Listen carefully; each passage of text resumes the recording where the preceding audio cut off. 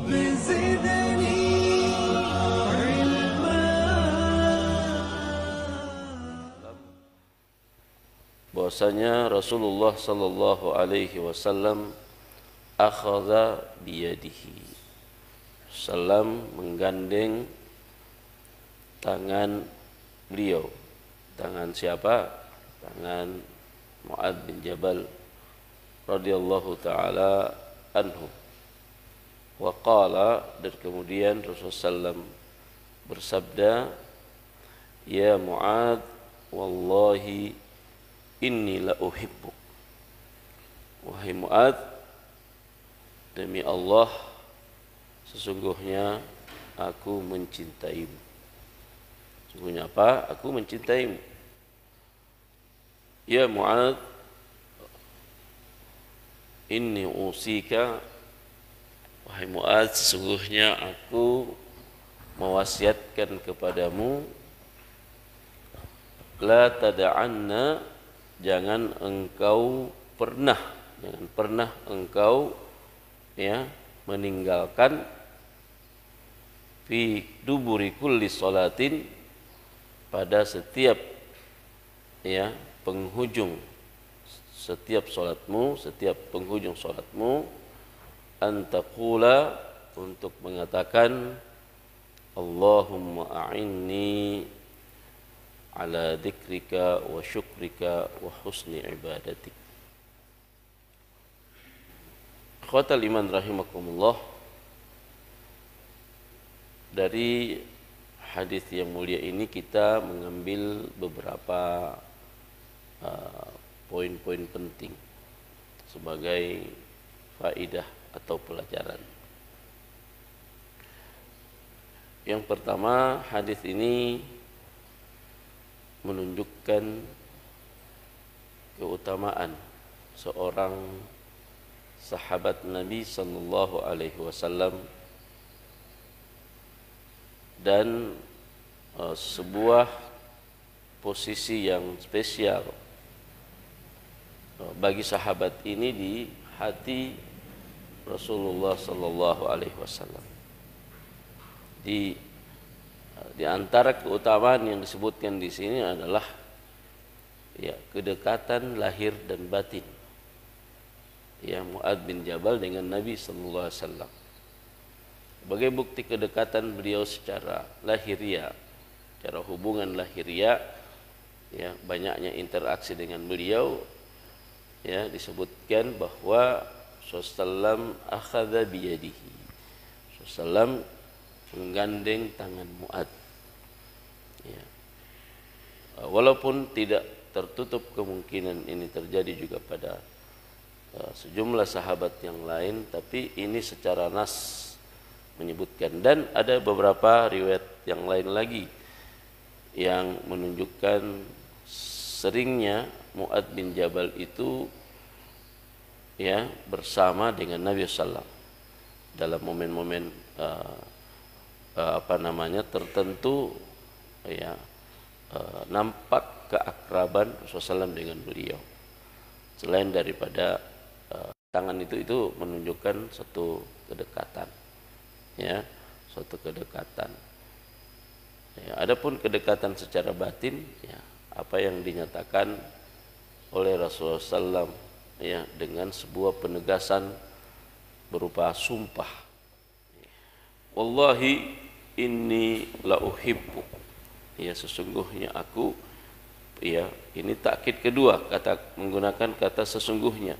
Inni la uhibbu, sesungguhnya aku mencintai. Ini menunjukkan suatu keistimewaan ya bagi diri sahabat yang mulia ini. Walaupun ini bukan satu-satunya pernyataan Nabi SAW dalam banyak hadis itu ya menyampaikan menegaskan ya tentang kecintaannya kepada para sahabat Nabi. Baik, selanjutnya Rasulullah SAW mengatakan, usika ya Mu'adz, ya saya ya berwasiat kepadamu wahai Mu'adz, kata-kata wahai Mu'ad, wahai fulan ini memang lagi-lagi menunjukkan betapa kedekatan itu. Bapak sekalian hormati Allah SWT. Jadi kita jadi penasaran siapa Mu'ad ini yang sebenarnya. Siapa sebenarnya Mu'ad bin Jabal? Ya, Mu'ad bin Jabal adalah salah seorang sahabat Nabi SAW yang berasal dari kalangan Ansar. Kalangan Ansar. Dan beliau ini ya kalau diceritakan dalam sirah-sirahnya ya silakan dilihat di dalam Syiar A'lamun Nubala Adz-Dzahabi dan yang lain-lain, Tazkiratul Huffaz Adz-Dzahabi ya, Sifatus Shafwa, silakan dilihat dan kita akan menemukan ya Mu'ad bin Jabal ini adalah seorang pemuda yang mendapatkan karunia beruntun ya. Jadi secara fisik ya tampilannya gagah, orangnya tinggi, putih kulitnya ya, cerdas ya, dan masih banyak lagi syama'il atau muwasafat ya yang sangat menarik dari Mu'ad bin Jabal. Dia adalah termasuk di antara ya 75 sahabat Nabi SAW yang membaiat Rasulullah SAW dalam baiatul Aqabah ya, yang kedua. Karena baiatul Aqabah yang pertama itu sekitar 12 orang sahabat dari Ansar yang kemudian menyatakan kepada Nabi SAW tentang keislaman mereka pada tahun 12 Hijriah. Pada tahun ke-13 Hijriah, berapa bulan menjelang hijrahnya Rasulullah SAW ke Madinah, datang lagi 75 orang ya, dan ini merupakan hasil dakwah dan tarbiyah dari seorang dai muda yang luar biasa bernama Mus'ab bin Umair ya. Belum setahun penuh beliau berdakwah ya, sudah banyak orang-orang Madinah, orang Yathrib yang masuk Islam. Dan pada tahun 13 Hijriah musim haji diutuslah ya 75 orang ya, 73 sahabat laki-laki dan 2 orang wanita. Di antara mereka ada seorang pemuda baru berusia 18 tahun namanya Mu'ad bin Jabal. Ya, melakukan baiat yang kedua. Baiat yang kedua bukan lagi baiat keislaman karena mereka sudah masuk Islam. Baiat yang kedua adalah baiat pernyataan ya kesetiaan dan pembelaan mereka kepada Nabi SAW dalam situasi apapun ya, mereka akan melakukan perlindungan dan pembelaan kepada Nabi SAW dan meminta Nabi SAW untuk hijrah ke Madinah ya. Dan hasil ya Rasulullah pun berhijrah ke Madinah dan ya kehadiran Rasulullah SAW ini adalah sebuah momen yang sangat penting bagi para sahabat kaum Ansar, secara khusus Mu'ad bin Jabal. Ya, Mu'ad bin Jabal dengan kepemudaannya, dengan kecerdasannya, ya, memanfaatkan kehadiran Rasulullah untuk belajar, untuk dekat, ya, dan berusaha untuk mengikuti, ya, apa yang menjadi, ya, apa yang menjadi jalan perjuangan Nabi Sallallahu Alaihi Wasallam. Ya. Makanya terjadilah kedekatan, ya, dan tidak mungkin kedekatan ini ya lahir begitu saja. Ini karena adanya interaksi dan karena Mu'ad adalah seorang yang cerdas di hadapan Nabi di tengah-tengah sahabat yang lain. Ya, itulah kita mendapatkan banyak momen tentang sahabat yang mulia ini bersama Nabi SAW. Sehingga kemudian keluarlah ya ketika Nabi SAW menyebutkan beberapa sahabat dengan kelebihan masing-masing, maka salah satu di antara yang disebutkan Nabi itulah Mu'ad bin Jabal, bahwasanya dia adalah a'lamu an-nas bil halali wal haram. Ya, manusia atau orang, ya katakan sahabatku yang paling paham tentang hukum Islam, tentang halal dan haram, itu adalah Mu'adz bin Jabal. Kita bertanya, kenapa bukan Abu Bakar? Kenapa bukan Umar? Kenapa bukan Utsman? Dan kenapa bukan Ali? Kenapa bukan senior-senior para sahabat yang juga tidak muhajirin yang tidak kalah cerdasnya juga adalah Abdullah bin Mas'ud. Ya, dari kalangan Ansar juga ada yang lebih senior, ada Ubay bin Ka'ab. Ya, ada Ubadah bin Samit. Kenapa harus ya pemuda ini? Ya, kenapa Mu'adz bin Jabal yang kemudian menjadi a'lamun nas bil halal wal haram? Tentu jurus yang digunakan oleh Mu'adz bin Jabal bukan jurus abrakadabra. Ya, tentu ini hasil dari sebuah ya kesungguhan, sebuah perjuangan, sebuah mujahadah, ya, sehingga kemudian dia menjadi afqahun nas, manusia yang paling faqih terhadap hukum Islam ya setelah Rasulullah sallallahu alaihi wasallam. Insyaallah. Ya, itu di bidang fikih, bidang hukum. Ya. Mu'adz juga dikenal sebagai seorang dai besar kalangan sahabat Nabi sallallahu dan juga seorang qari, seorang penghafal Quran. Ya, seorang marja, referensi dalam hal Quran. Itulah sebabnya Rasulullah SAW mengatakan khudhu al-Quran min arba'. Ya, kalau kalian ingin mempelajari Al-Quran, ya, ambillah dari 4 orang, kata Rasulullah SAW. Ya, ini di awal-awal tentunya. Ya, Abdullah bin Abbas belum terlalu muncul. Ya, tarjumanul Quran masih sangat kecil.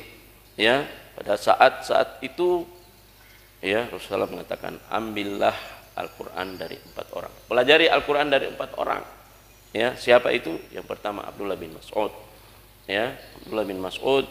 Yang kedua adalah Salim, ya, maula Abu Hudzaifah, ya, maula dari Abu Hudzaifah. Kemudian yang ketiga dari Ubay bin Ka'ab dan yang keempat dari Mu'adz bin Jabal. Ya, dari Mu'adz bin Jabal. Itulah sebabnya ketika Yaman ya sudah takluk ya kepada Islam tanpa perang ya, dan di sana banyak orang-orang ahlul kitab, orang-orang Yahudi maupun orang-orang Nasara ya, maka Rasulullah mengutus ke tengah-tengah mereka seorang dai pilihan. Siapa dia? Mu'adz bin Jabal yang diutus ke sana. Tugasnya apa? Ya, jadi dai saja? Tidak. 3 tugas sekaligus. Ya, menjadi amir di Yaman, ya. Jadi beliau ahli juga, ya. Karena ahli dalam kepemimpinan dan juga tentu bekalnya adalah dia adalah seorang ahlul Quran dan seorang ahli hukum. Jadi ketua DPW, ya. Bukan ketua DPW lagi, jadi gubernur, ya. Di gubernur, jadi dai dan jadi pengajar, jadi mufti di sana. Dan beliau tidak meninggalkan Yaman, ya, tidak ditarik oleh Rasulullah SAW dari sana kecuali setelah Rasulullah SAW meninggal. Ya, Rasulullah SAW meninggal, beliau kembali ke Madinah. Sampai di Madinah tidak sanggup tinggal di Madinah. Ya, tidak ada lagi ya orang yang menggandeng-gandeng tangannya, ya, membanggakannya. Tidak ada lagi orang yang biasanya ya bersama-sama dengannya satu tunggangan, ya. Dalam satu hadis dikatakan kuntu radifa Rasulillah SAW, saya pernah itu membonceng di belakang Rasulullah SAW. Itu bukan naik motor, ya, naik kuda atau naik unta, ya. Dan kemudian Rasulullah mengatakan, ya Mu'adz, ya, atadri ma, wahai Mu'adz, apa engkau tahu apa hak Allah terhadap hamba-Nya? Ila akhir hadis. Jadi bukan hanya gandeng tangan sama-sama, ya. Artinya sahabat ini begitu dekat. Itulah sebabnya ketika beliau kembali ke Madinah dan mendapati Rasulullah telah wafat, beliau tidak sanggup tinggal di Madinah. Beliau meminta kepada Abu Bakar radhiyallahu an untuk pergi ke Syam, ya, untuk pergi ke Syam. Tidak kuat di Madinah. Maka dia pun ya mendapat persetujuan dari Abu Bakar. Dia berangkat ke Syam dan bergabung dengan Abu Ubaidah al-Jarrah yang waktu itu ditunjuk sebagai penguasa Syam, penguasa militer, karena Syam waktu itu adalah daerah militer, sedang berkecamuk perang melawan orang-orang Romawi. Sampai beliau pun mengikuti Yarmuk, perang Yarmuk. Perang pertama beliau ikuti setelah wafatnya Rasulullah SAW. Sejarah mencatat bahwa Mu'adz bin Jabal ini tidak pernah ketinggalan sekalipun dalam perang-perang yang dilakukan di zaman Rasulullah SAW. Mulai dari perang Badar, perang Uhud, perang Ahzab, perang Bani Quraidah, perang Khaybar, dan seterusnya. Pada Fathu Makkah, itu beliau tidak pernah absen. Dan kemudian dalam perang Yarmuk beliau ikut di situ. Setelah selesainya perang Yarmuk, dan di situ terjadi sekitar 1 atau 2 tahun setelah itu terjadi musibah besar di tengah kaum muslimin, khususnya di Syam. Musibah pandemi, pandemi.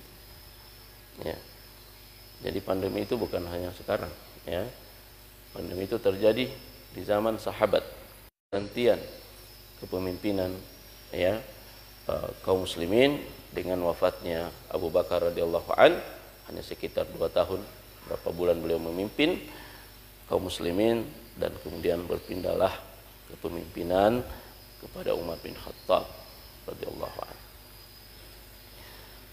Abu Ubaidah sebagai gubernur Syam dan panglima perang di sana, kemudian termasuk yang menemui kematian dengan sebab taun ini, musibah taun. Beliau meninggal, dan kemudian Umar bin Khattab mengamanahkan sahabat kebanggaannya ini, Jadi beliau juga termasuk orang yang sangat membanggakan Mu'adz bin Jabal, Umar bin Khattab. Beliau tidak punya pilihan untuk menggantikan Abu Ubaidah al-Jarrah, aminu hadhil ummah, menjadi pemimpin di Syam, kecuali Mu'adz bin Jabal. Maka Mu'adz bin Jabal pun kemudian menerima amanah itu dalam situasi pandemi. Beliau bertahan di Syam, pandemi pun mendekat, wabah pun mendekat kepada rumah keluarga beliau, satu persatu anak-anaknya, dalam riwayat kata Mu'adz bin Jabal punya 2 istri. Kalau antum ikuti, maka setelah wafatnya kedua istri beliau, beliau pun ditakdirkan oleh Allah Subhanahu wa taala wafat dengan sebab taun tersebut. Umar mengatakan, ajizan nisa an yalidna mithla Mu'adz bin Jabal. Wanita-wanita di dunia tidak mampu lagi, tidak berdaya lagi melahirkan orang semisal Mu'adz bin Jabal. Ikhwas sekalian, rahimakumullah. Inilah kira-kira yang kita sebutkan tentang Mu'adz bin Jabal ini. Subhanallah. Satu sahabat Nabi, kita baca sirahnya, itu sudah luar biasa pelajaran yang juga bisa membuat kita terharu bahwa kita ini tidak ada apa-apanya, tidak dalam ilmu kita, tidak di dalam kesetiaan kita kepada Islam, dan tidak juga di dalam komitmen kita di dalam berjuang. Di tengah-tengah kesedihan Mu'adz bin Jabal, duka beliau karena ditinggalkan oleh Rasulullah SAW, dia tidak sanggup tinggal di Madinah.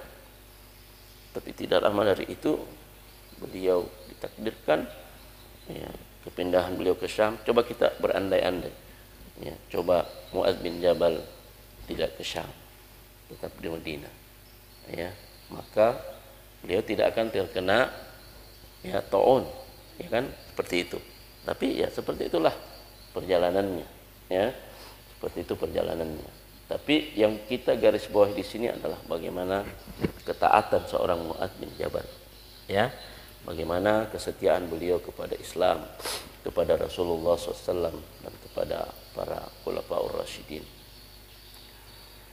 Mudah-mudahan ada manfaat bagi kita sekalian. Terakhir,